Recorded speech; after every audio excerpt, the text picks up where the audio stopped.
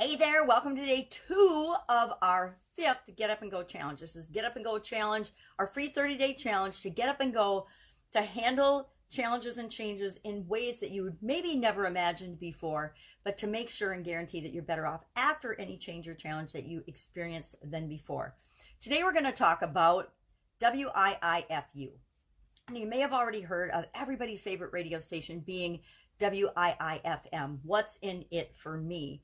And this is a little bit of a twist on that, because each and every one of us don't ask, well, we do ask what's in it for me, but I want to talk about what's in it for you. What possibly could be in it for you to participate in challenges, and specifically to participate in this challenge.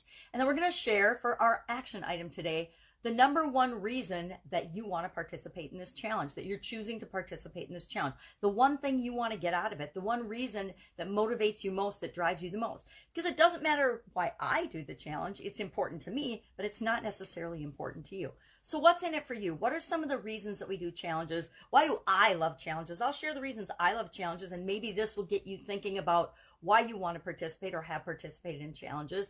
Yesterday we talked about how many challenges we've actually experienced. And I figured that at my 60+ year point, I have literally personally experienced at least 250,000 challenges.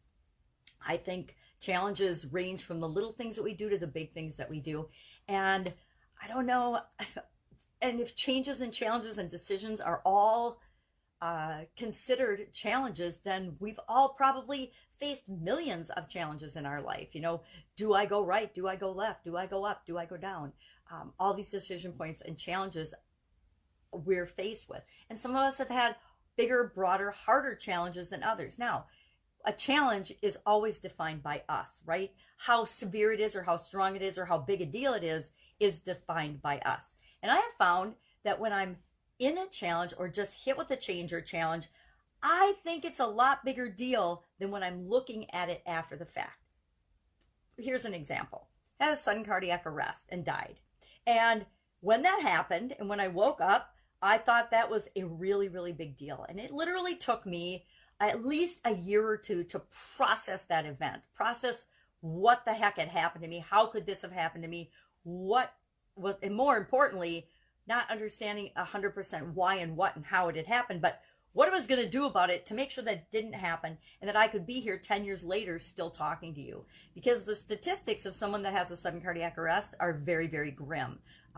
Very few people survive and come out of that event with all their faculties, in order, to be able to put 2 sentences together, their memories intact, things like that. And for me, for the most part, my kids would say otherwise, but I have got all of my marbles for the most part following that event. And so that, most people would consider that a huge challenge. Me, as I look, and I probably did when I was going through it, but as I look back on it, it's actually been one of the best things that ever happened to me, one of the best gifts of my life, since I survived it, of course, to still be here and able to share things and talk about topics and help other people get through challenges and things that they face. So how we define challenges, how big a deal they are to us, is up to us to decide, and notice that it will change for you over time. If you don't believe me, think back about some of your past challenges and how do you feel about them now, and then think about how you felt about them before. Our tool today is going to help us do exactly that.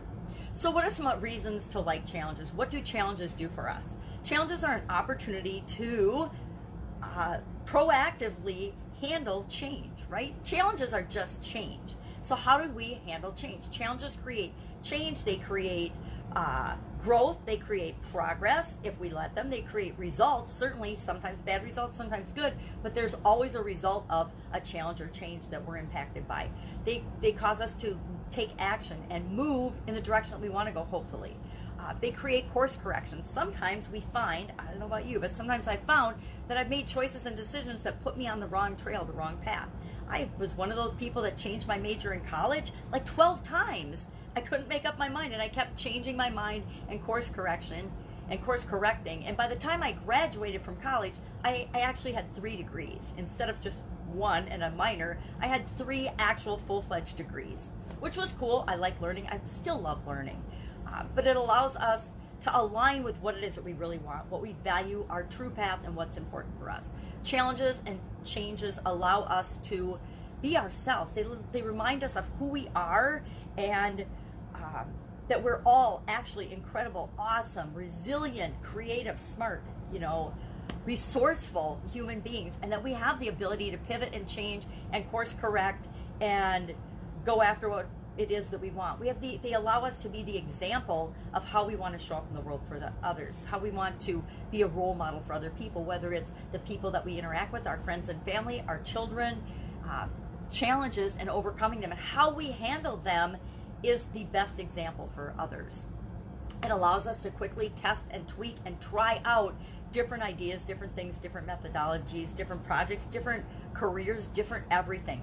Challenges are a great way to acquire a skill really, really quickly. They're the fastest, easiest way to get from A to Z, A to B, A to whatever, from where you are now to what you want, to whatever result you want.